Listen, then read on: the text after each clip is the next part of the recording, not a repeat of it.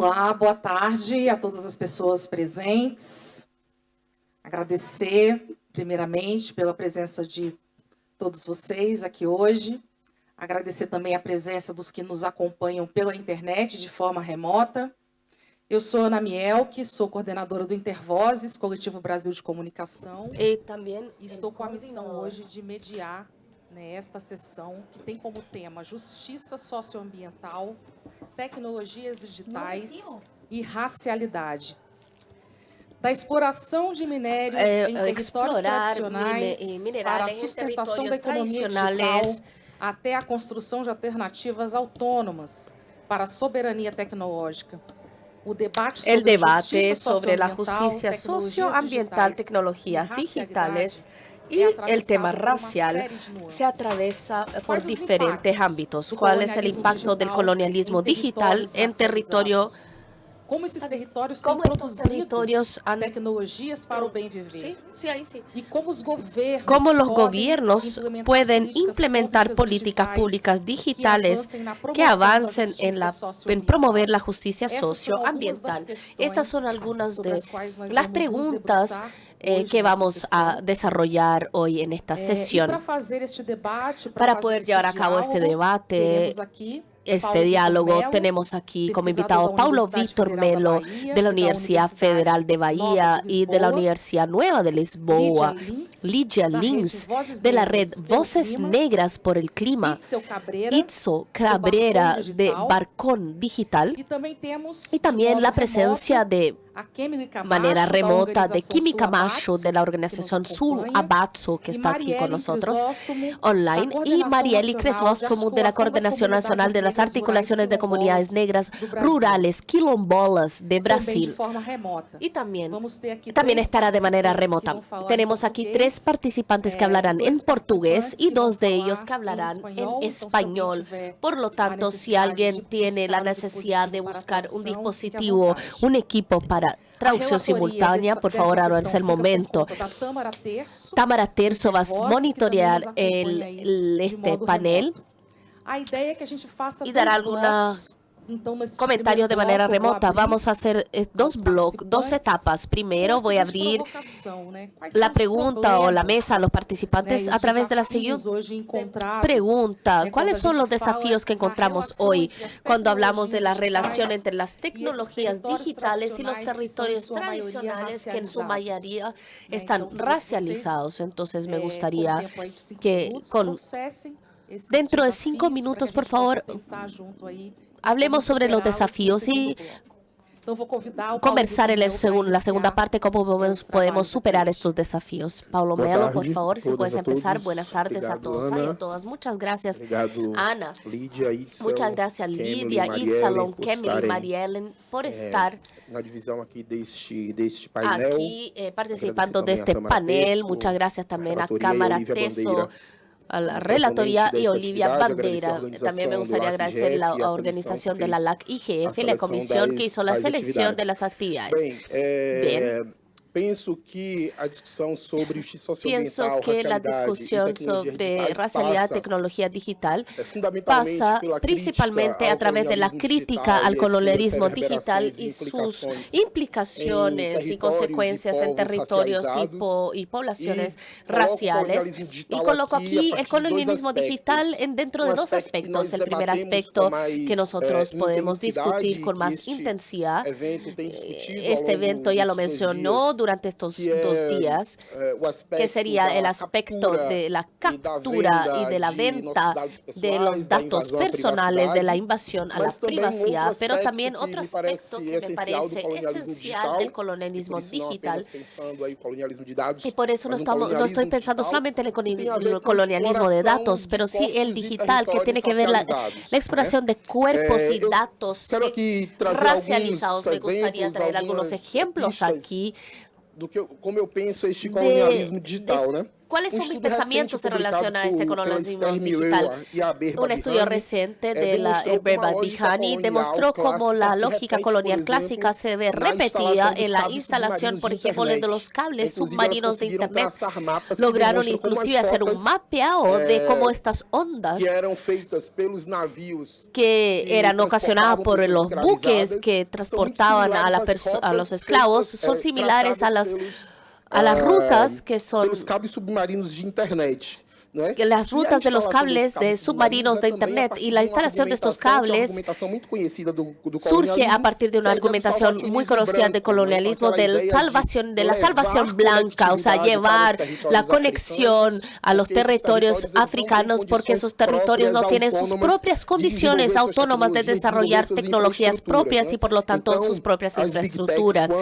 Por lo tanto, la Big Tech, cuando nosotros exploramos la conexión en países africanos, tiene como argumento hacerlo casi como un acto de bien. Entonces, sí tenemos falta de legislación adecuada. ¿Qué es lo que ocurre? Tenemos un nuevo modelo que mantiene a los países africanos bajo la dependencia de los países del norte global. Los países africanos ahora están bajo una deuda de infraestructura de conexión entregada de una manera privada. Y ese proceso es inclusive más perverso porque se caracteriza a través de una apropiación de los símbolos de resistencia. Entonces, rápidamente hablando al respecto, no sé si ustedes ya escucharon hablar del Aluda Equino, pero fue un marino de origen nigeriana que fue esclavizado en su infancia y como adulto logró ser libre y se convirtió en un escritor. Es uno de los principales personajes y referencias históricas de la abolición de la esclavitud. ¿Qué ocurrió cuando instalaron un cable submarino? Lo bautizó de Écano. Entonces tenemos aquí apropiación de símbolos y resistencias al colonialismo utilizado en el colonialismo digital.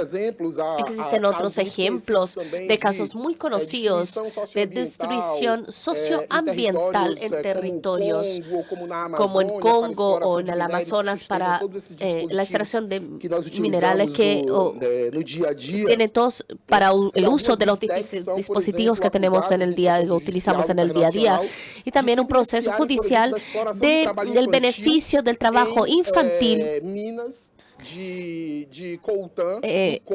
en las minas de coltán en el Congo, por ejemplo. Son niños evidencias de niños que son enterrados vivos o que tienen alguna herida grave, etcétera. Aquí en Amazonas ya existen denuncias de décadas de los pueblos indígenas de cómo la extracción de tántalo, por ejemplo, resultó como consecuencia de polución de los ríos, muertes de peces y enfermedades en las comunidades indígenas. Creo que el colonialismo digital hay que abordarlo no solamente por los datos personales, pero también por la destrucción socioambiental, por la destrucción de territorios, de cuerpos físicos. No podemos dejar esto fuera del debate. Y finalmente, otro asunto que creo que es importante, las tecnologías digitales han sido utilizadas cada vez más para la vigilancia también de los territorios tradicionales. Cuando nosotros hablamos de vigilancia, el centro del debate está en la vigilancia que está siendo utilizada en el espacio público urbano, en las grandes ciudades, reconocimiento facial. Pero cada vez más el uso de tecnología digital de vigilancia para poder perseguir el liderazgo, hacer la persecución del liderazgo de estas comunidades que defienden este tema. Entonces hay un rol doble de vigilancia y de explorar la explotación de estos temas. Entonces son algunos de los puntos iniciales que me gustaría compartir con ustedes siempre que hablo de colonialismo digital. Existe literatura sobre colonialismo de datos, etcétera, que yo creo que ignoran la parte racial del asunto. Yo creo que es algo complicado hablar de colonialismo sin centralizar la parte racial. ¿Cuáles son los cuerpos, los territorios explotados y cuáles son los territorios que ellos mismos explotan? Muchas gracias. Muchas gracias, Paulo Vítor. Yo creo que traes una perspectiva muy interesante del colonialismo digital que va más allá del asunto del colonialismo de datos, que también es muy importante en nuestros debates, pero cuando lo vinculas cuando vincula ese colonialismo digital también a esta captura de territorios y a la devastación de los territorios para garantizar que estas tecnologías se desarrollen, a veces explotando los cuerpos y, como dijiste, cuerpos racializados, yo creo que es un elemento, una perspectiva que deberíamos agregar al debate, que es fundamental. Tiene que ser reconocida y ser incorporada cada día más. Voy a pasar la palabra a Lidia Lins del movimiento Voces Negras por el Clima para que ella pueda entregar sus palabras de contribución. Muchas gracias, Ana. Buenas tardes a todos los que están aquí acompañándonos de manera presencial y también remota. Soy abogada y activista socioambiental. Hago parte de la red Voces Negras por el Clima, que es una red que integra 11 mujeres negras que luchan por justicia climática a partir de sus territorios. Son mujeres de biomas, territorios distintos de Brasil y que están en la línea de frente, en la primera línea contra el racismo ambiental. Para complementar el habla de Paulo Vítor en relación al colonialismo digital, me gustaría reflexionar un poco sobre la crisis climática y cómo esto está vinculado con la perspectiva del colonialismo digital y de cómo los territorios negros indígenas en el contexto brasileño se ven afectados. Creo que es importante cuando pensamos en justicia socioambiental al usar tecnologías digitales y en esta perspectiva de pensar en racialidad, de cómo estos asuntos están vinculados unos con los otros, pensar que el modelo de desarrollo establecido por el norte del mundo global, que trae reflexiones y trae consecuencias, inclusive que no están actualizados, pero traen consecuencias en el sur global. Es eso que nos trae el contexto de crisis climática que vivimos actualmente. Entonces, cuando pensamos en este cuadro histórico para empezar a entender el tema de la crisis climática, siempre nos lleva al centro del debate el tema del proceso de la revolución industrial, la explotación de los territorios, de los países del sur global, en fin, está todo este tema involucrado. Y lo que nosotros conocemos como crisis climática actualmente tiene un aporte del norte global con las emisiones de gases de efecto invernadero, de manera desproporcionada al sur global. Y los eventos climáticos que hemos verificado como consecuencia, también esos se sienten de manera desproporcionada. El informe del IPCC de 2023, que tiene que ver con cambios climáticos, que es el organismo técnico-científico que entrega los datos relativos a la crisis climática, dice que 3,6 millones de personas están en países que son vulnerables a la crisis climática, en el Ártico, en Centroamérica y en Sudamérica, pequeños estados insulares en desarrollo, Asia y gran parte de África subsahariana.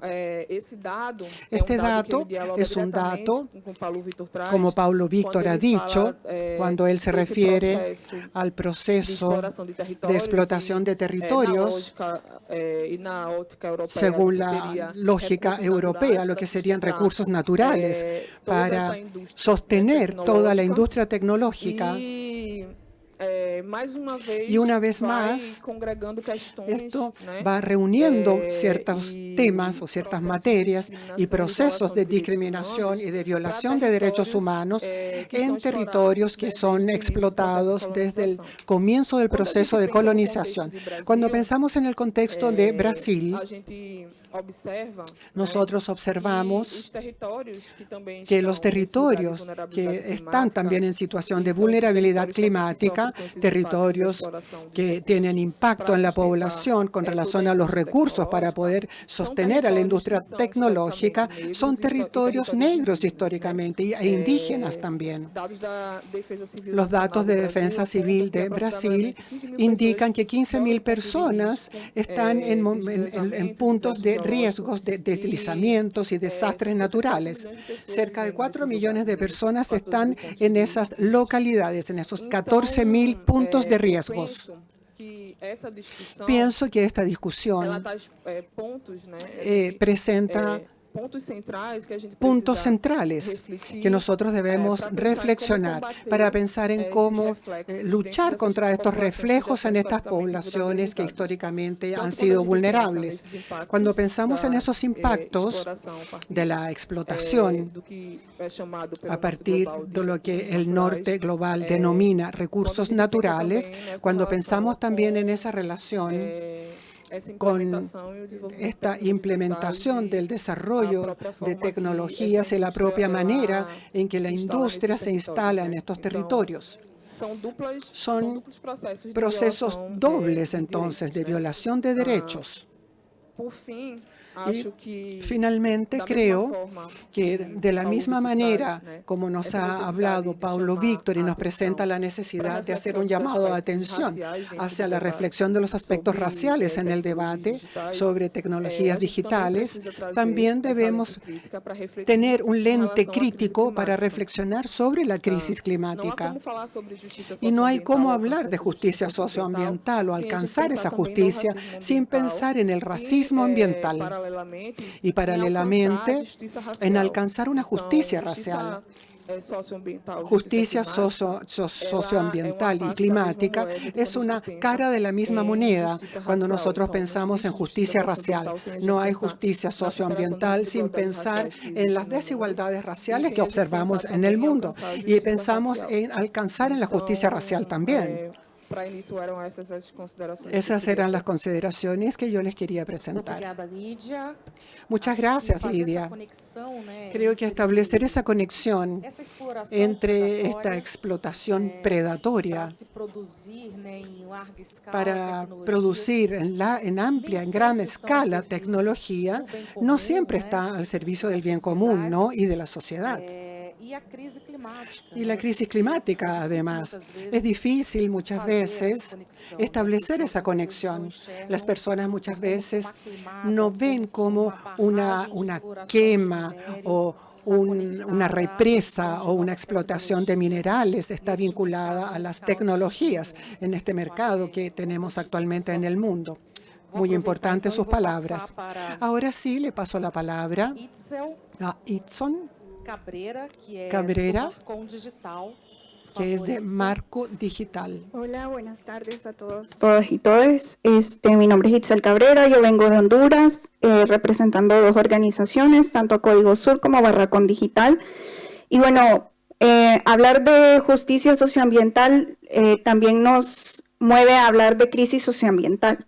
En Honduras, digamos, hay una marcada explotación de los territorios indígenas, garífonas, afrodescendientes y campesinos para las actividades extractivistas, desde proyectos de hidroeléctricas y mineros hasta la deforestación total para monocultivo de palma. En este sentido, se han visto amenazados sus tierras, medios de vida y sus derechos fundamentales. En un país en donde la corrupción lidera y el Estado tiene políticas para fortalecer a las corporaciones, ha crecido una alta ola de violencia en contra de las personas que trabajamos los temas de derechos humanos y, sobre todo, la criminalización y discriminación a los defensores de derechos humanos y ambientales. Frente a esta situación, entonces, nace la necesidad imperativa de tomar las tecnologías como una arma, digamos, o una forma de defender lo que las comunidades hacen y viven en estos procesos de justicia socioambiental.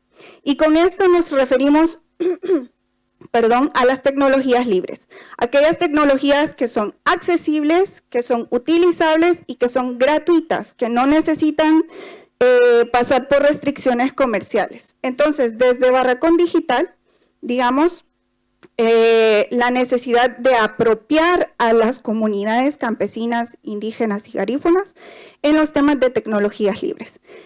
Me gustaría hablar un poco de los datos. Según el INE, que es el Instituto Nacional de Estadísticas de Honduras, el acceso de las tecnologías y la comunicación ha estado en constante cambio.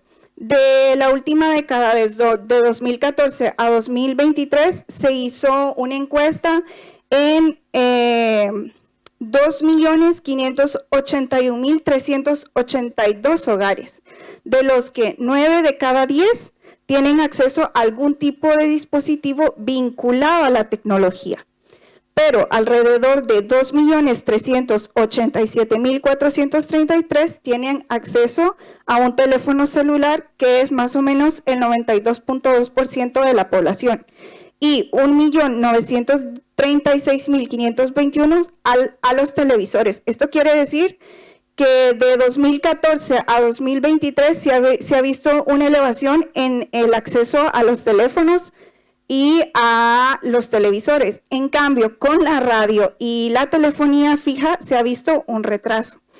Entonces, con respecto al acceso a las computadoras, solo el 15.1% de la población tiene acceso a las computadoras, y la mayoría de las personas que tienen acceso a las tecnologías de gama alta son personas que están en las zonas urbanas. Las zonas rurales son muy pocas las personas que pueden, digamos, tener este acceso a este tipo de tecnologías. Y en ese sentido, entonces, encontramos los desafíos. Uno de los desafíos que marca muchísimo en temas de justicia socioambiental es la brecha digital. El acceso al Internet para las comunidades indígenas y garífunas es completamente nula. ¿Por qué? Porque están en territorios muy alejados de la urbanización y que definitivamente las compañías telefónicas o qué sé yo, compañías de televisión no se acercan ni quieren tampoco que se hagan, digamos, como acceso a tener un Internet comunitaria. Para pasar por todo esto hay que pedir permiso al Estado y pedir permiso a las asociaciones y las corporaciones de telefonía. Es increíble lo que se puede hacer. Y luego está también el tema de la alfabetización digital. Muchas de las personas campesinas, indígenas y garífunas no tienen una educación como la tiene la gente que está en la zona urbana. Entonces, muchas de estas son personas que solo se guían o por la vista o por el oído. No todas saben leer, no todas saben escribir y no todas saben utilizar un teléfono celular o una computadora. Y en ese sentido, hablar de apropiarlas y enseñarles a utilizar estas herramientas conlleva un gran trabajo por parte de las organizaciones que le apostamos a la tecnología libre.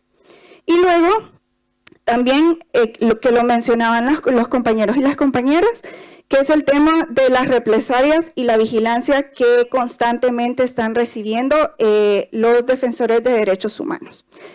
Y también hay una brecha con respecto a los ingresos, porque la mayoría de personas son de muy bajos, escasos recursos, y también hay una brecha de género. Si bien es cierto, en Honduras el acceso más cercano lo tienen las mujeres, a diferencia de los hombres, son las mujeres urbanas las que tienen el mayor acceso a este tipo de tecnologías que las de zonas rurales. Con eso cerraría mi participación en este primer. Obrigada, Itzel. Muchas gracias, Itzel. Tienes un elemento que has presentado y que forma parte de varios debates de nuestro Like IGF, que es la brecha digital relacionada al acceso principalmente de estas poblaciones que están alejadas de los centros urbanos, porque no hay interés económico y de cierta manera tampoco político para garantizar la conexión a esas comunidades. Y creo que pensar en eso es fundamental también, pensar en tecnologías y pensar en la racialidad. Esos territorios son racializados entonces. Muy interesante entonces establecer esa conexión. Ahora le paso la palabra a Emily Camacho. Está acompañándonos con nosotros de modo remoto. Emily. Hola. Buenas tardes, ¿me escucha? Sí. Sí. Sí, muchas gracias. Muchas gracias por la oportunidad también de participar desde aquí, desde Costa Rica, en el IGF en Chile. Y bueno, yo quería conversarles un poco desde la experiencia de trabajo de estos últimos 8 años en territorios indígenas y específicamente en el trabajo desde la perspectiva de las mujeres indígenas bribris y cabécares en Costa Rica. Quiero compartirles un poco algunas de las reflexiones que hemos tenido en todo este tiempo, conversando del tema de justicia socioambiental, colonialidad y tecnologías digitales. La primera cosa que quería decirles es que algo que venimos conversando bastante es que pues, la colonialidad también se refleja y se ha reflejado siempre desde el tiempo, ¿verdad? Es una de sus características en como si hubiera una sola forma de hacer las cosas, ¿verdad? Como si solo existiera una manera de desarrollar la tecnología, una manera de construir la sociedad digital, una manera buena de hacer los negocios, una manera buena de desarrollar en el sentido técnico, ¿verdad? Los programas tecnológicos, el hardware, el software. Creemos, digamos, que en el centro de esta discusión de justicia socioambiental y tecnología está la idea de que hay una sola forma buena de hacer las cosas y es la que viene impuesta, ¿verdad? Desde las grandes empresas tecnológicas y desde el sistema de sociedad digital que hemos construido. Entonces, lo primero que queríamos posicionar es que venimos reflexionando y trabajando en el desarrollo de otras formas tecnológicas. Queremos entender que a tecnologia é uma tecnologia, é um produto cultural, como si solo hubiera una manera de hacerlo.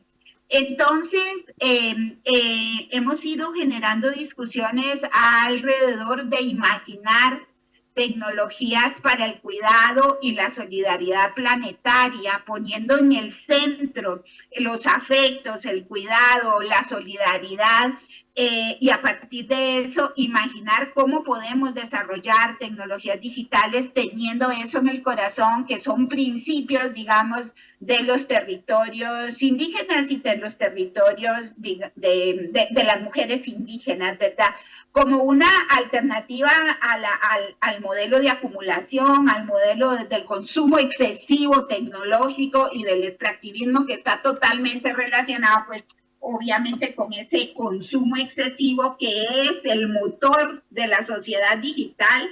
Lo entendemos como el motor de la sociedad digital, ese consumo excesivo de tecnología. Para poder existir la sociedad digital como está manifestada actualmente, se requiere ese consumo tecnológico excesivo. Entonces, queríamos plantear eso porque lo vemos, digamos, realmente desde un enfoque sistémico, ¿verdad? Y desde la construcción de esas otras alternativas. Rápidamente, por el tiempo, quería referir a 3 cositas. Una que ya se mencionó muy rápidamente, que es la desconexión temática. No sé, nosotras trabajamos, por ejemplo, con la migración debida al cambio climático, pero es muy difícil comprender para los movimientos que apoyan la migración producto del cambio climático cómo es que las tecnologías digitales afectan e incrementan esa migración. o como por ejemplo, bueno, toda la gente que lucha, o sea, todo el movimiento de las luchas ambientales, de defensa del territorio, cultura, idioma, y cómo se conecta esto con el impacto socioambiental de las tecnologías digitales. Entonces, una problemática que vemos es esa comprensión compartimentada del problema, cuando en realidad tiene que abordarse desde esta propuesta sistémica. Creemos de verdad en que es muy necesario para las comunidades, para los territorios, comprender cómo es que funciona el modelo de acumulación de la sociedad digital, comprender los modelos de negocios y romper nuevamente con el paradigma de que esa es la única manera de hacer negocios en la sociedad digital, a partir del extractivismo, de todo, no solo de datos, sino de la naturaleza, de los conocimientos, de los cuerpos, ¿verdad?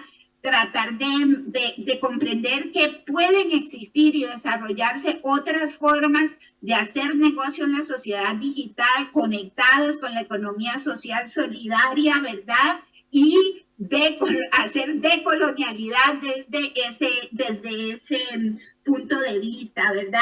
Así como el desarrollo de las tecnologías digitales que nos enseñan una sola forma de hacer y construir tecnologías digitales. Y esta forma de hacer y construir tecnologías digitales, a su vez, ¿verdad?, no respeta cosmovisiones, no respeta diferencias culturales, interseccionalidades, no parte de las realidades de las comunidades indígenas, negras, rurales, ¿verdad? Entonces, para nosotros el tema de la colonialidad tiene mucho que ver con todos estos elementos que han hecho un sistema y una única forma de entender cómo debe desarrollarse la sociedad digital.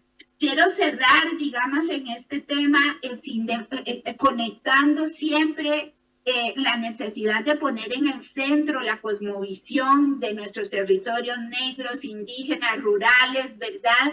Para imaginar y construir sociedades digitales, ¿verdad? Que pongan en el centro esa cosmovisión, que no sean una amenaza a esa cosmovisión como son actualmente esas herramientas digitales, a pesar de que pueden ser útiles para las luchas, pero son tremendas amenazas también, poniendo en el centro la cosmovisión y, por ejemplo, como les decía al inicio, en el caso de la cosmovisión indígena Cabeca, poniendo la solidaridad planetaria en el centro de la construcción de esa sociedad digital.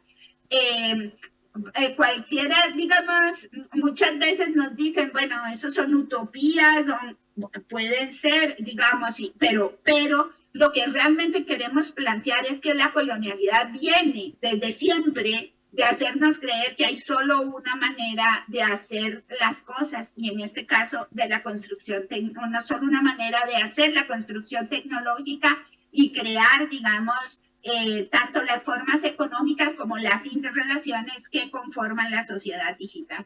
Eso es lo que queríamos plantear en esta primera parte. Muchas gracias. Obrigada, Kemily.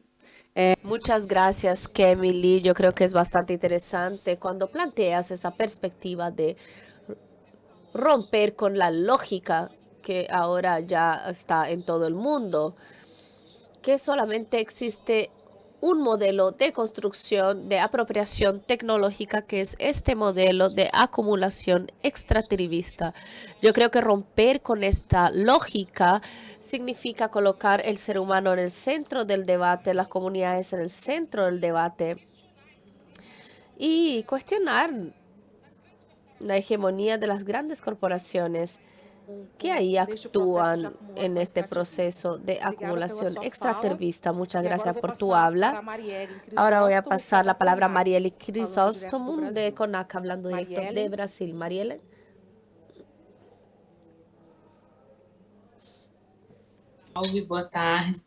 Buenas tardes.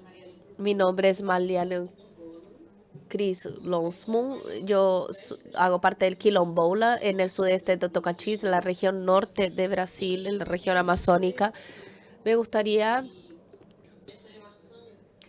hablar de la relación de las tecnologías con los territorios a partir de mi experiencia como quilombola en este proceso de la agenda climática, porque también es un territorio que está impactado por esta promoción de nuevas tecnologías. Entonces, cuando hablamos de quilombolas en Brasil, hablamos de 7,000 localidades y de más de 1 millón de personas. Estas quilombolas están en áreas rurales en su gran mayoría y muchas de estas localidades no tienen acceso a tecnologías básicas como, por ejemplo, una red telefónica, no existe luz, la energía eléctrica y todo eso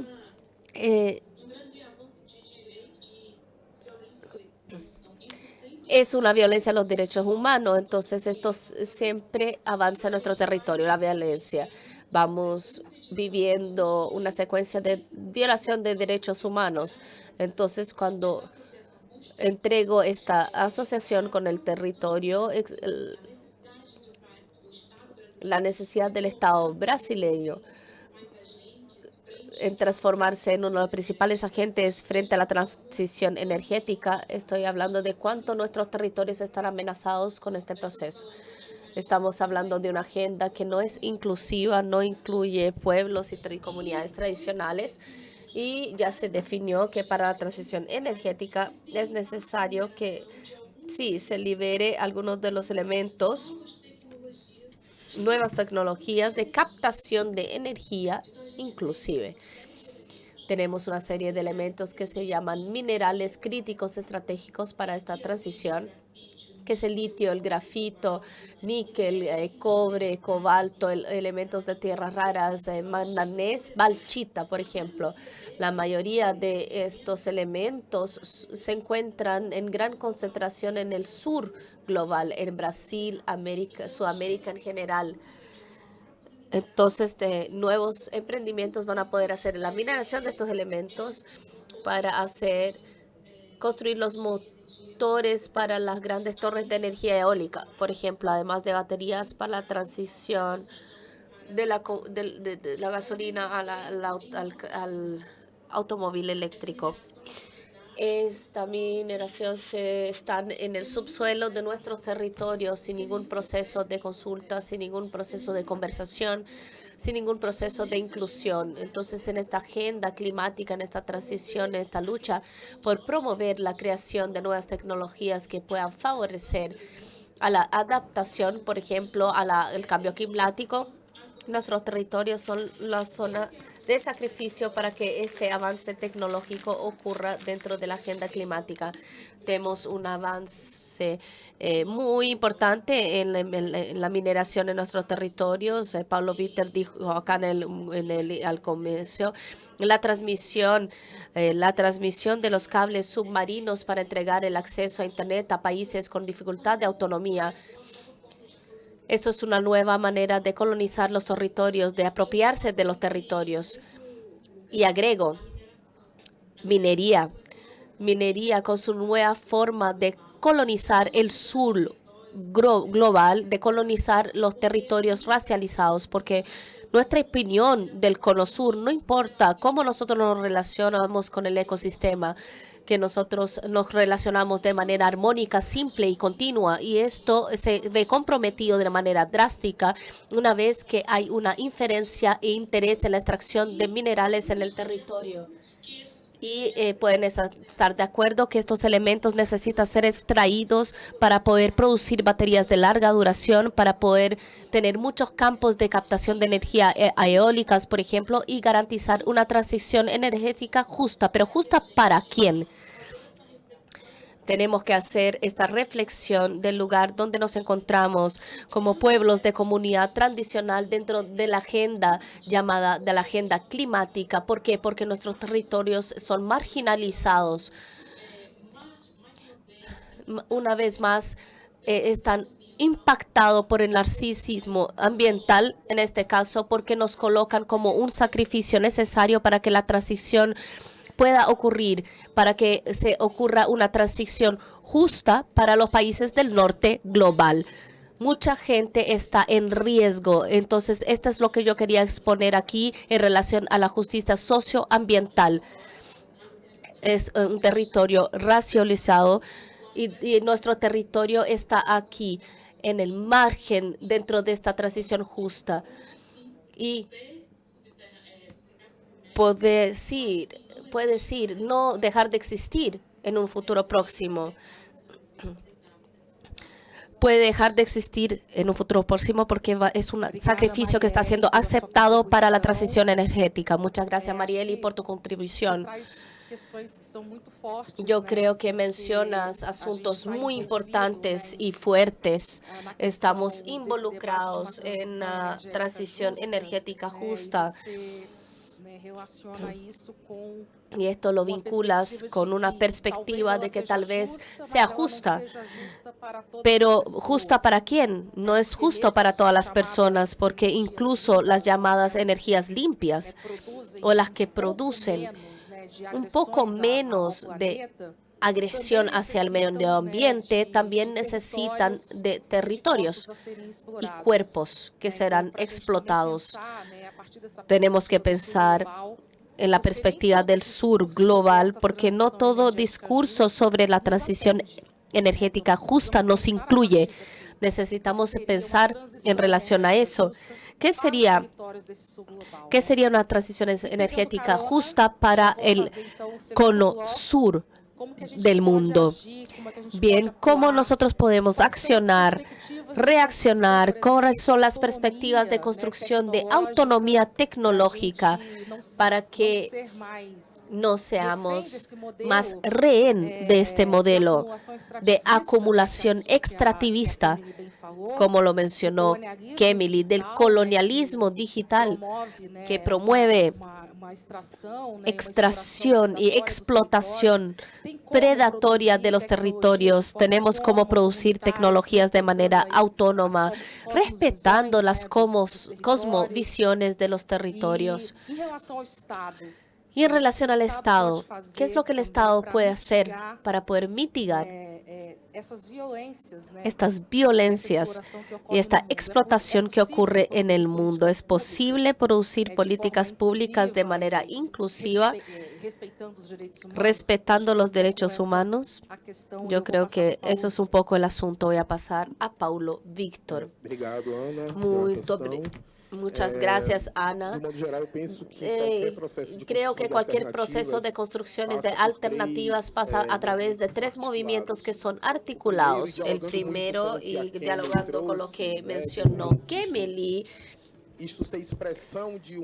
es una expresión de un movimiento de producción, de una manera de producir, ¿no? Mejor dicho, creo que es necesario llevar a cabo un debate serio y en profundidad de cuáles son las perspectivas y los desafíos de cualquier proyecto de justicia socioambiental.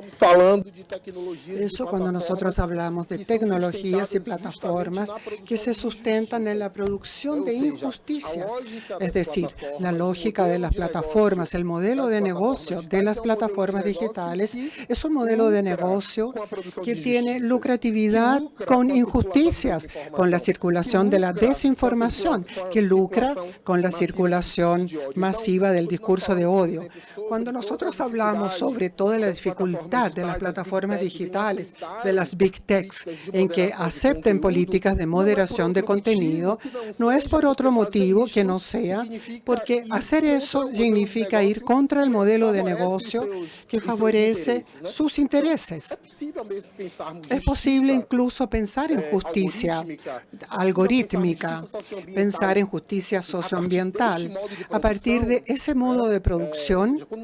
Es decir, como hemos hablado ya del modo de producción, además en otros debates, la producción capitalista, por ejemplo, ¿cuáles son las posibilidades de avances efectivos en un modelo de producción capitalista? De hecho, son perspectivas y posibilidades de avance en un modo de producción que sea esencialmente capitalista. Creo que necesitamos llevar a cabo este debate. Estamos hablando de un ambiente que es un ambiente controlado y ha sido la discusión de la mesa también este tema de la última sesión de la mañana, ¿no? En esta sala, donde hablamos de plataformas que tienen un proceso proceso de denominación global y es un control oligopólico de la circulación de contenidos. Y en segundo lugar, debemos pensar en alternativas. Me parece importante que estos foros, estos espacios de discusión sobre gobernanza de Internet y decisión de políticas públicas tengan la participación también de las comunidades de los territorios afectados directamente, como han planteado Marianne, Itzer, Lidia. Hemos hablado sobre múltiples partes interesadas, los stakeholders. Hablamos de la sociedad civil, del sector privado, del sector técnico, académico y de los gobiernos, que son partes interesadas. Y las partes afectadas también deberían participar porque son interesadas también en la gobernanza de Internet. Creo que es necesario y creo que esta es una responsabilidad colectiva de nosotros que estamos acá. Debemos empezar a pensar en otro modelo de multisectorialidad, porque este modelo de multisectorialidad que incluye gobiernos, academias, sector privado y sociedad civil no contempla, por ejemplo, los pueblos indígenas que tienen otra lógica de organización o de articulación que tiene la sociedad civil. Pensar en una comunidad quilombola o pensar en los palenques de Colombia, en los indígenas del Gran Chaco o en los indígenas de Latinoamérica. Muchos de estos pueblos no se sienten representados en este modo de organización de la sociedad civil clásica que participan, por ejemplo, en estos espacios de debate. Y ese es un desafío. La multisectorialidad es fundamental, pero tiene que ser multisectorialidad ampliada, no solo que participen las partes interesadas, sino que también otras partes interesadas. Después de las palabras de Kemily, tuvo mucho que ver con lo que acabo de mencionar. Creo que es vital el fortalecimiento, papel del Estado, de las iniciativas desarrolladas en producción de tecnología para el buen vivir. Tecnologías digitales, pero también tecnologías ancestrales. Me gusta mencionar el caso de una comunidad de indígenas quilombolas en Maranhão, Brasil, que desarrollaron una tecnología que se llama dron de bambú. Era una comunidad que quería registrar sus manifestaciones culturales en el territorio, pero no lo podían hacer, solo podían hacerlo en el nivel en que se llevaba a cabo la manifestación. Y ellos pensaron, bueno, aquí hay mucho bambú en nuestras tierras, bambús enormes, inmensos. Entonces instalaron teléfonos celulares en lo alto de los bambú y a través de estos celulares hacían la transmisión al vivo de esta manifestación. Y el bautizo fue dron de bambú. Y en estos territorios de situación de vulnerabilidad, ellos sufren a partir de la necesidad real que ellos tienen. En estos territorios, los territorios crean también sus propias tecnologías. Hay mucho que se está produciendo en esos territorios, pero es fundamental que el Estado tenga políticas públicas efectivas. En una de las mesas ayer se habló el tema de las sedes comunitarias de Internet. ¿Cómo los estados latinoamericanos o cuánto han invertido los estados en el desarrollo de los derechos comunitarios de Internet, garantizando la autonomía de esos territorios? O, por ejemplo, cómo el Estado puede reutilizar tecnologías para que cuando hayan proyectos de exploración minera o de represas, cómo estos territorios pueden participar usando tecnologías. Y concluyo recordando que el periodo de la pandemia, en ese periodo, un exministro del gobierno de Brasil, ministro de Medio Ambiente en esa época, dijo que debería aprovechar la pandemia para otro tipo de cosas. Y lo que hubo en realidad, que en el periodo de la pandemia hubo un significativo aumento de proyectos de exploración en esos territorios.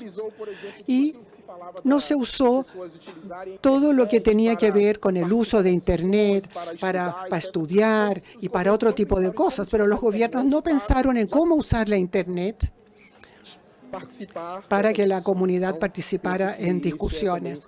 Y creo que ese es un camino también. Muchas gracias. Gracias, Paulo Vítor. Vamos a escuchar a la próxima oradora para formular comentarios relacionados a la pregunta anterior. Muchas gracias, Ana.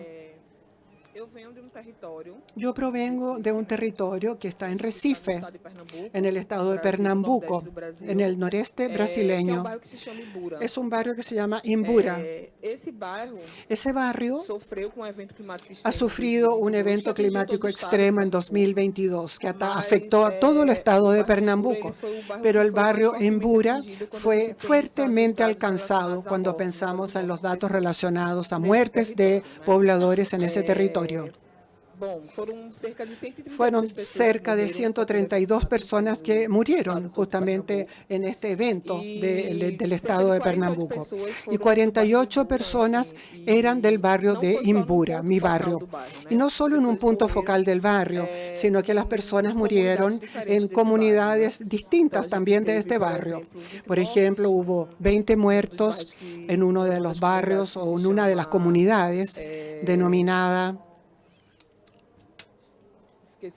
Se me olvidó el nombre de la comunidad, pero hubo 20 muertes en ese lugar y otras 20 en otra comunidad. En mi comunidad, 6 muertes.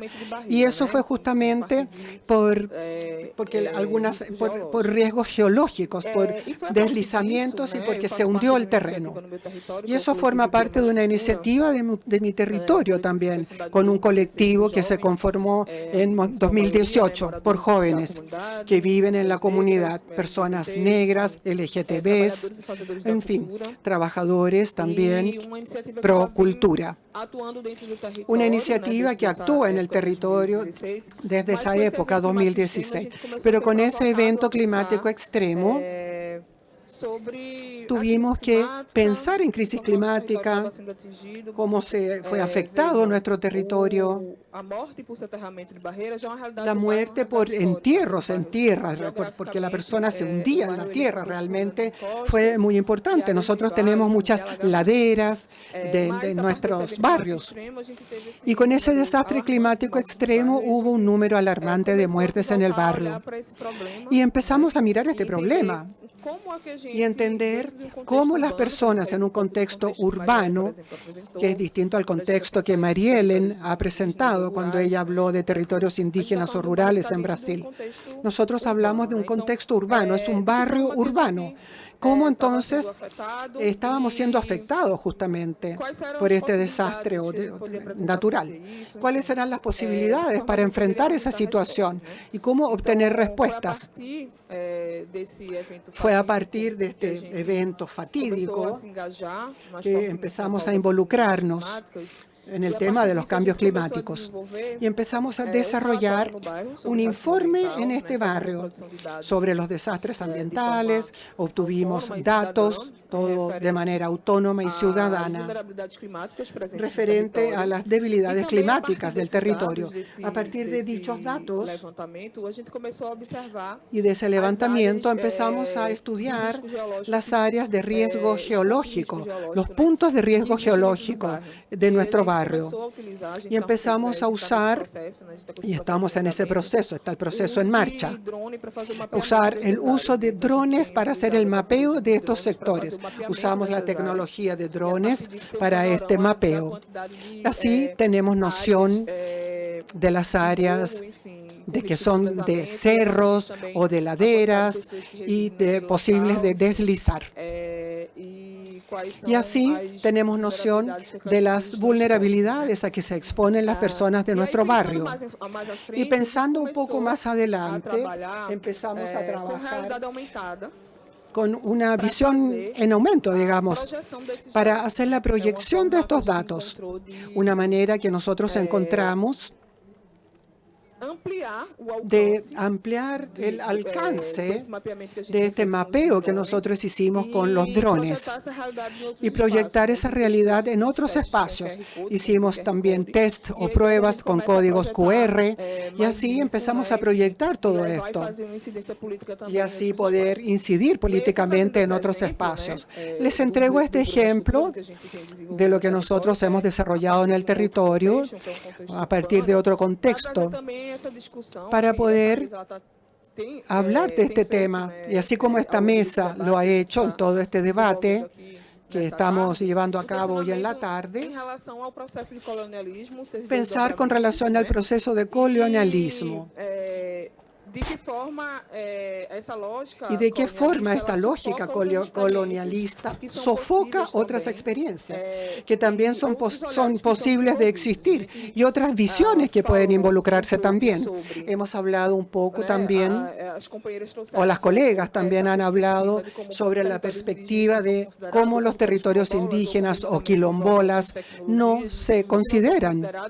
Y estas tecnologías ellos tienen otra visión con relación a las tecnologías y el comportamiento de las periferias urbanas en Brasil y creo que del mundo, América Latina también, en fin, el sur global.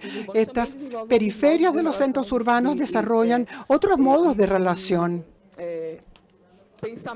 y también de pensamiento, ¿no? Por su cultura, organizaciones comunitarias que son distintas de lo que se divulga por esta lógica colonialista, que es una lógica que pone a todos en un mismo saco. Y a partir de aquello, nosotros empezamos a usar y apropiarse también del concepto tecnología social, concepto desarrollado por el propio sur global, que tiene que ver con la innovación social y que contrapone esta visión, sino que esto se pone ahora en el centro del debate, es decir, poner a la periferia y al centro en el debate. La tecnología social tiene que ver con la persona que está afectada con ese problema. Y con un ejemplo que tiene que ver con la crisis climática, también podemos pensar en otros problemas, no solo un ejemplo de crisis climática que han afectado a otras poblaciones que son casi invisibles y son marginales. Y este concepto del centro tiene que ver con la persona que está afectada directamente, concepto que dialoga mucho con el concepto de innovación, concepto desarrollado en India para ejemplificar cómo las personas que están en ese contexto de vulnerabilidad, que son afectadas, cómo ellas pueden proponer también soluciones. Y para concluir, el propio IPCC considera que el conocimiento técnico y científico tiene que estar vinculado al conocimiento que surge en las comunidades tradicionales, en la población negra, indígena, en fin. Y cómo ese proceso de crisis climática solo será posible enfrentarlo con la correlación de saberes. No existe solo una fórmula única, sino que existen todos los saberes que deben considerarse. Y esto tiene que ver con lo que Paulo acaba de decir. Estas tecnologías tienen que ser absorbidas por los gobiernos centrales o subnacionales, e incluso en la perspectiva de la gobernanza climática internacional. Ya existen muchas tecnologías en desarrollo, sin embargo, esas tecnologías aún no han sido absorbidas. Y eso también es un reflejo de esta lógica colonialista. Y bien, de una lógica de desarrollo o de soluciones que se presentan, ¿no? Para pensar en la transición energética, en las respuestas a la crisis climática, que no consideran a todas las personas, sobre todo las personas que son afectadas directamente. Muchas gracias, ya se me ha acabado el tiempo. Muchas gracias. Vamos agora com o comentário da Itzel. Muchas gracias, Lidia. Vamos ahora con el comentario de Lidia. Herramientas para la justicia socioambiental en Honduras no está estrictamente ligada a que el Estado tenga, digamos, alguna intención de generar este tipo de estrategias públicas para la defensa de los derechos humanos y del territorio. No hay una combinación entre esas dos cosas. Entonces, partiendo de eso, nosotras pensamos en la necesidad de hacer incidencia a través de la comunicación digital y política y social. Entonces, ¿cómo hacemos para enseñarle a las comunidades a apropiarse de estas tecnologías?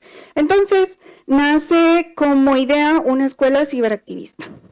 Y en esta escuela ciberactivista les enseñamos a hacer diseño partiendo de cositas muy sencillas, apropiadas, que puedan utilizar, digamos, plataformas bastante accesibles, gratuitas, con las que puedan diseñar algún tipo de alerta o comunicado que pueda salir, digamos, desde sus teléfonos celulares, cuidando siempre el tema del anonimato y también enseñándoles que no solo las redes sociales se utilizan para consumir contenido que generalmente nos están bombardeando de pura basura visual, sino también para replicar o hacer un llamado a la acción de lo que se está haciendo o de lo que está sucediendo en los territorios. Y luego, también la seguridad digital para la protección de los defensores del territorio.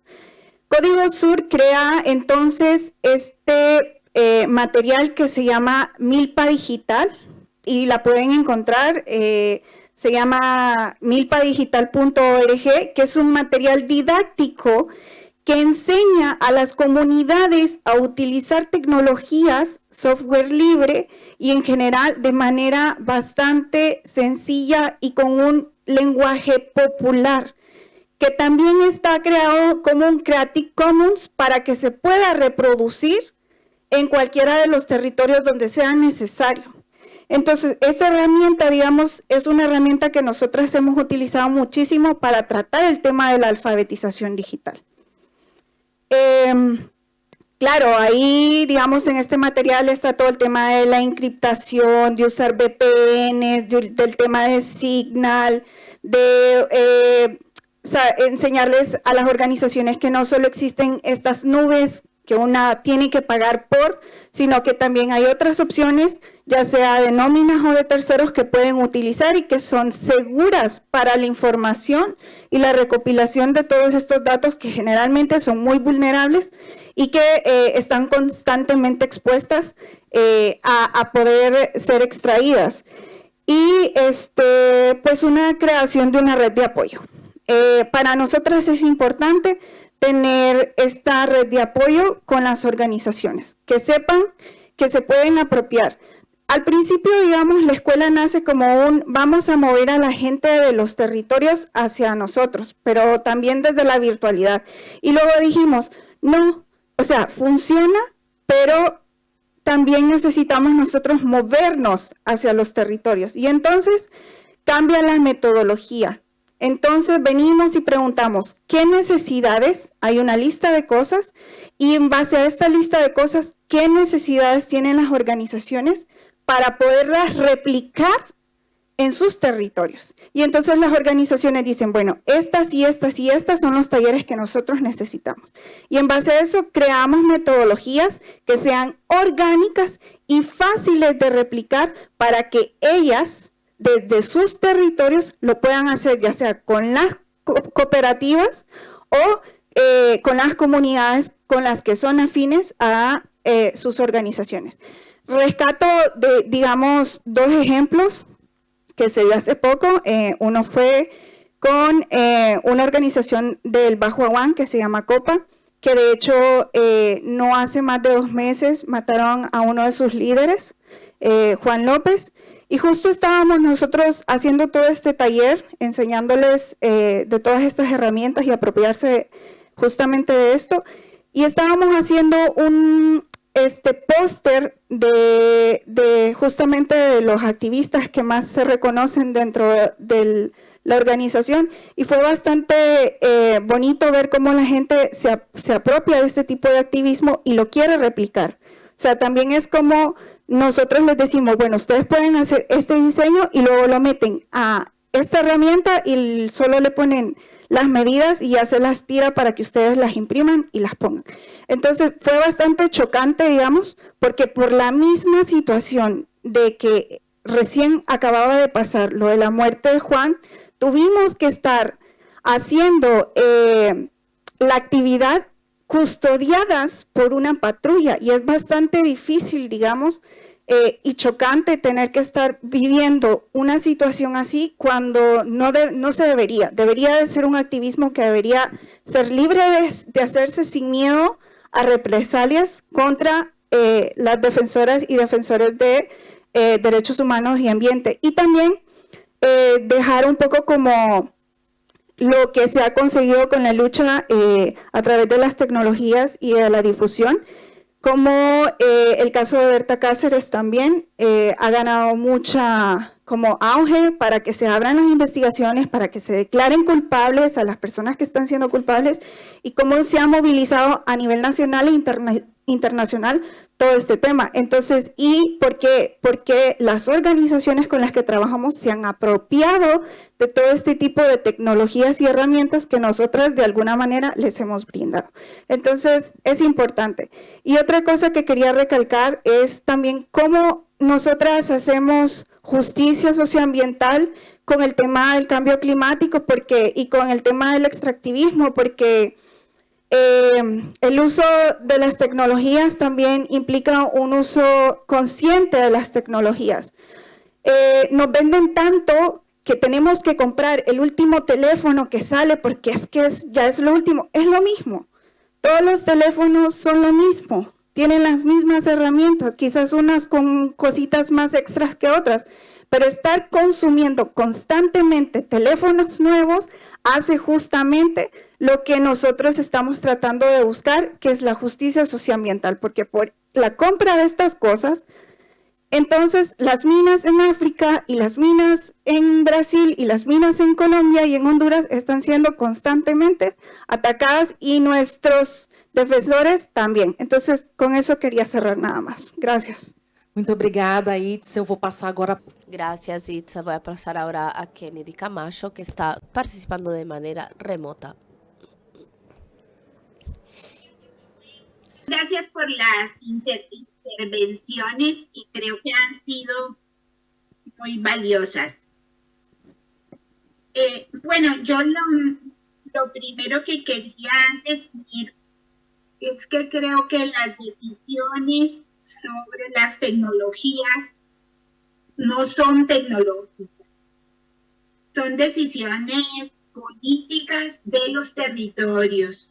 Y esto yo lo aprendí con la... ¿Me escuchan? Sí. Sí. ¿Sí me escuchan? Sí, escuchamos. Ok, gracias. Esto yo digamos, es una frase, o yo lo he aprendido a partir del trabajo con las mujeres cabécares y bribris aquí en Costa Rica, ¿verdad? Donde las decisiones sobre cuál tecnología, en qué momento, para qué, las toman las mayores. Y ellas, una de las frases más importantes en relación a qué tecnologías usar o no usar, es nosotras también podemos decir que no queremos esa tecnología, que no, y tiene que ver con todo este tema de la colonialidad que asume que las tecnologías digitales, entre más intensivamente se utilicen, más beneficios vamos a tener. Pero ese pensamiento viene de la necesidad y la urgencia del consumo excesivo tecnológico. Entonces, también podemos decir que no. En el caso de estos territorios, que son territorios sin conectividad, en las montañas, separadas unas familias de otras, las tecnologías que ellas indican o con las que vamos construyendo son tecnologías que fortalezcan su resistencia para la defensa del territorio, de la cultura, de la lengua, como son las de muchas de las organizaciones que hemos escuchado aquí, y tecnologías que también favorezcan el fortalecimiento de la organización local, especialmente el fortalecimiento de las mujeres. Cuando junto con ellas estuvimos haciendo el análisis de cuáles tecnologías de información y comunicación se necesitaban, eran las más apropiadas para este objetivo de resistencia y de fortalecimiento organizativo de las mujeres, ellas tomaron dos decisiones. La primera es que la tecnología que necesitaban y requerían en estos momentos era una red de radios walkie-talkies. Se llama en Cabécar una radio en la mano de cada mujer. Entonces, esta es la tecnología de información y comunicación que decidieron, que priorizaron frente a la posibilidad de tener internet o otras herramientas digitales. Es la que más se ajustaba a las necesidades y la verdad es que ha sido una decisión muy atinente tener esta red de radio walkie-talkies con una estrategia de comunicación basada en la radio walkie-talkies. No puedo extenderme mucho, pero digamos con este caso me encantaría, pero lo que quiero decirles es que realmente también se puede decir que no, porque esa no es la tecnología que se ocupa en ese momento. Ellas también, la segunda estrategia que decidieron es tener una plataforma digital de relatos e historias. Esta es una comunidad que habla Cabecar, no habla español y es una comunidad oral también, ¿verdad? Entonces es una plataforma local, con datos locales, con servidor local, que funciona conectada, desconectada y en Cabecar. El desarrollo de esta tecnología es muy importante, digamos, porque lo hicimos siempre entre mujeres, Cabécares con mujeres del sector tecnológico, que esta es una estrategia que para nosotros es muy importante. Nosotros partimos del principio de que todo territorio tiene derecho a diseñar la tecnología que ocupa y que la manera de trabajar es en equipos de trabajo con mujeres de los territorios y mujeres que desarrollan tecnología. Tampoco me voy a extender en eso, nada más contarles que estas dos estrategias no conectadas, ¿verdad? O la plataforma conectada, desconectada, son decisiones políticas, no decisiones tecnológicas. Utilizamos los celulares para el desarrollo, para la recuperación de relatos e historias. Son celulares desconectados que utilizan las personas jóvenes recuperando relatos y usando los celulares para el video, el audio y la imagen a partir de fotos. Entonces son otros usos de las herramientas digitales también, de acuerdo a la situación de esta comunidad, que lo que busca es fortalecer sus capacidades de resistencia. Voy a tomar 3 puntitos más que me parecen muy importantes, que vienen de toda esta lección, digamos, este trabajo de 8 años en estos territorios. El primero es otra cosa indicada por las minas, que son las mayores, es nosotras no nos interesa esa alfabetización digital utilitaria, o sea, no nos interesa saber cómo es que funciona una tecla u otra. Queremos saber cómo es que funciona en el fondo todo esto. Entonces, de ahí nosotras entramos, digamos, a reflexionar mucho sobre la urgencia de desarrollar educación popular sobre la sociedad digital, desde el enfoque más puro de la educación popular en el sentido de la construcción de conciencia sobre por qué vivimos así, en qué momento vivimos, o sea, toda la línea de educación popular sobre la sociedad digital. A nosotros nos parece urgente empezar a construir desde el sur qué significa eso. También realmente creemos muchísimo en la urgencia, en la necesidad de la reducción del consumo tecnológico. Creo que esta es otra bandera que venimos trabajando, tratando de fortalecer cada vez más, utilizando arte, utilizando expresiones artísticas en la reducción del consumo tecnológico para llegar a la justa medida. O sea, así como hay consumo responsable de otras cosas, ¿verdad? Creemos que tenemos que empezar a posicionar con consumo responsable de tecnologías y reducción del consumo también, ¿verdad? Porque esa es una manera también de hackear este sistema. El otro aspecto que no voy a dejar de mencionar es el tema de la necesidad de unirnos en movimientos, movimiento feminista, movimiento ambiental, con movimiento de la defensa de los territorios, con el movimiento de los derechos digitales, etcétera. Tenemos que unirnos. Para mí es la única manera de lograr incidencia en la política pública en presentar otras alternativas, otras formas de entender, digamos, qué es el desarrollo de la sociedad digital y apoyar y financiar otros modelos y otras formas de producir tecnología. Creo que eso tenemos que tratar de incentivarlo desde el sur, demostrar que hay otras maneras, que la tecnología se puede construir de otra manera, que se puede decir que no también, ¿verdad?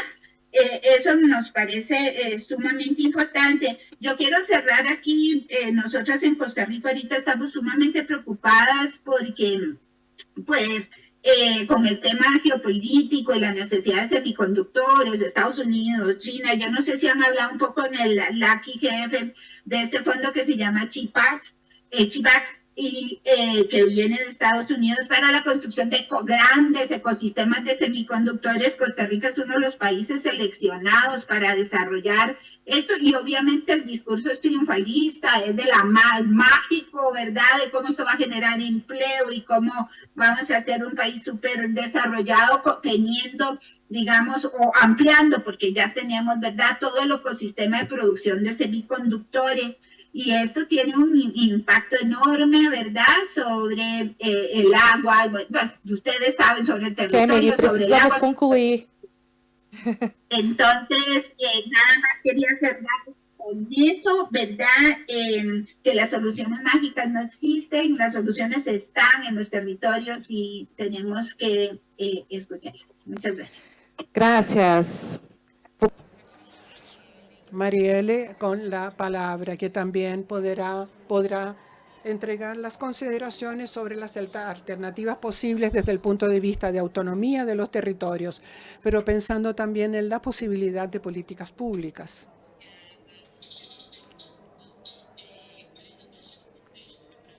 Según el contexto brasileño, donde nosotros tenemos un estancamiento de aspectos básicos que tienen que ver con el acceso al territorio. Tenemos más de 1.800 solicitudes de limitaciones de territorios de los indígenas quilombolas.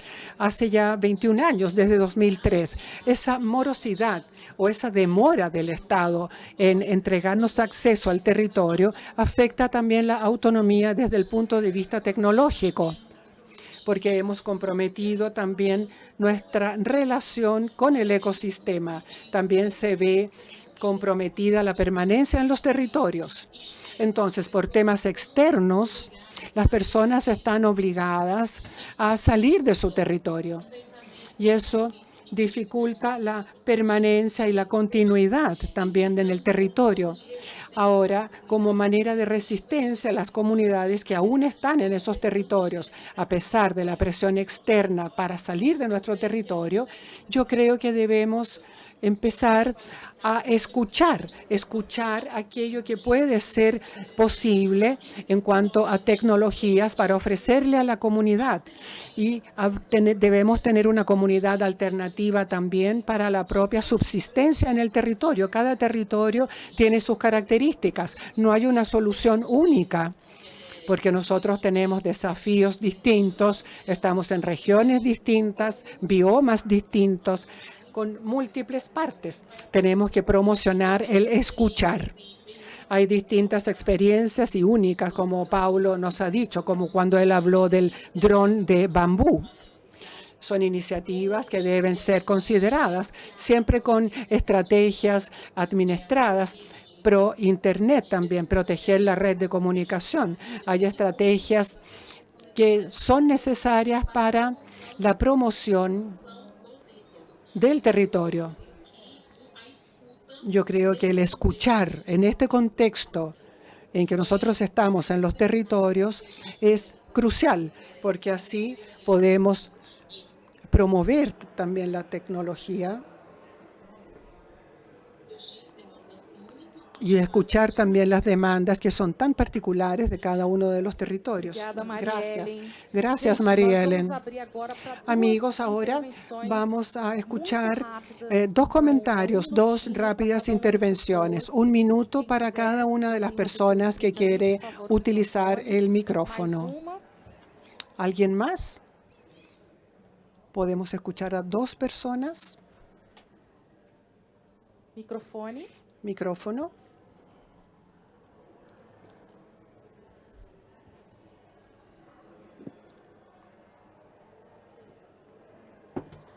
Hola, buenas tardes. Mi nombre es Luisa da Silva. Soy de Pará, de Amazonía brasileña. Hablaré en portugués, portanto, perdóname. Hablaré en portugués. Deixa eu tentar falar. Eu escrevi, gente, para tentar falar bem rápido. Voy a hablar rápidamente. Entendendo espanhol, me perdoem mesmo. Y voy a hablar Vim com o programa em UF e também português. sou ativista climática. Yo soy activista climática. Enfim, dada com a P30 em Belém, muitos projetos estão caindo em cima para o desenvolvimento de infraestrutura na Amazônia. Estamos trabajando para desarrollar infraestructura en Amazonia, principalmente industrias de Europa. El desarrollo de infraestructura, conectividad, de extracción de recursos. Esto ocurre para que ese mercado crezca rápidamente. Pero en el medio, las comunidades no son consultadas. Nunca han sido, ¿no? No son consultadas en estos procesos. En proyectos que no llevan en cuenta las comunidades en su territorio. La Semana del Clima en Nueva York, el gobernador cerró un acuerdo millonario para créditos de carbono, por ejemplo, en nuestro territorio. Ese crecimiento a todo costo no considera a las comunidades. Y lo que se planteó en el panel sobre que hay problemas también en cuanto a comunidades, también se ha planteado este tema y Paulo ha mencionado distintos asuntos que tienen que ver con la multisectorialidad. Es muy difícil entonces que ocurra, digamos, esta relación.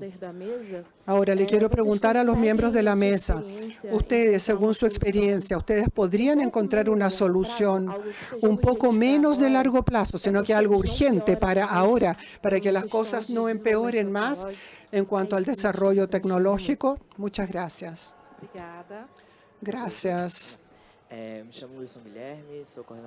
Soy Wilson Guillerme, soy activista de un colectivo de Rondônia que trabaja con tecnología y derechos humanos en la perspectiva de la región amazónica. Hicimos un trabajo de mapeo en las personas cuanto a gobernanza de Internet. Queremos tener esto en nuestro territorio. Y pensando en cómo partimos del territorio, cómo volvemos a los orígenes. Y eso me da una gran preocupación, pensar en tecnología. Cuando vemos el multisectorialismo, eso nace del debate climático. Esa percepción de multisectorialismo no nace de la gobernación de Internet, sino que se captan agendas que se apartan, se alejan del medio ambiente y solo se habla de tecnología y tecnología. Y en estos últimos 10 años se lanza una carta que no prevé un futuro de la gobernanza de Internet a partir del medio ambiente, lo que es terrible. Y mi pregunta tiene que ver con esto, cómo pensar en tecnología y medio ambiente de una manera que ambas no estén alejadas y principalmente, como ha dicho la persona de Tocantins, una justicia que realmente sea justicia, porque es una justicia ambiental que solo abarca cierta parte del pueblo. Esto no es ambiental, simplemente sería jardinería. Muchas gracias por los aportes. Ahora vamos a hablar con los miembros del panel. Vamos a empezar por María Ellen, que está de manera remota, después Kemly. Y les quiero informar que solo tenemos 1 minuto para cada participante para que formule sus consideraciones finales, siempre con relación a las preguntas que hemos escuchado. Y quiero que respeten, por favor, el tiempo de 1 minuto para poder terminar según nuestra agenda. Gracias. Muchas gracias por todos los aportes. Yo creo que lo que nos une a nosotros, a los pueblos que estamos marginalizados, y tenemos en estos espacios la importancia de poder conectarnos y conocernos, porque nosotros estamos como ellos quieren que estemos separados, ¿no? Entonces nuestros grupos tienen foco en determinadas regiones. Mientras más unidos estemos nosotros, estaremos mejor y podemos garantizar entonces que nuestros representantes sean considerados en las mesas de negociación. Pero creo que la solución es la unión, por lo tanto, nuestra unión de pueblos y comunidades marginalizadas y vulnerabilizadas en este proceso y que estamos en este contexto. Muchas gracias. Obrigada, Maria Ellen. Gracias, María Ellen. Kemily. Kemily.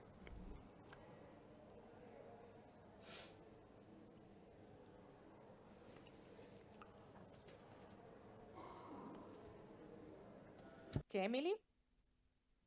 ¿No está? Ok. Vamos comenzar. María Ellen, ¿estás? No, empecemos por Itzel entonces.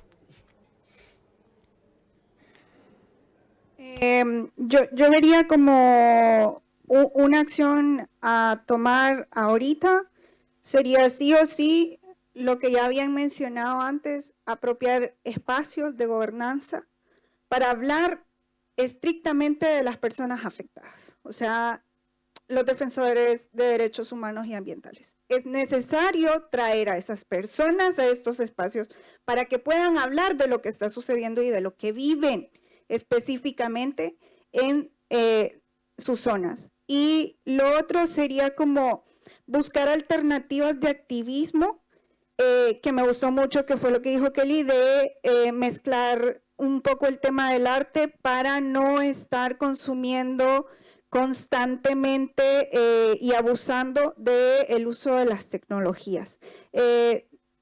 Yo lo vería como una estrategia bastante bonita y que de hecho nosotras queremos replicar mucho, y con eso, digamos, cerraría yo mi participación. Muito obrigada, Itzel. Muchas gracias, Itzel, por su aporte.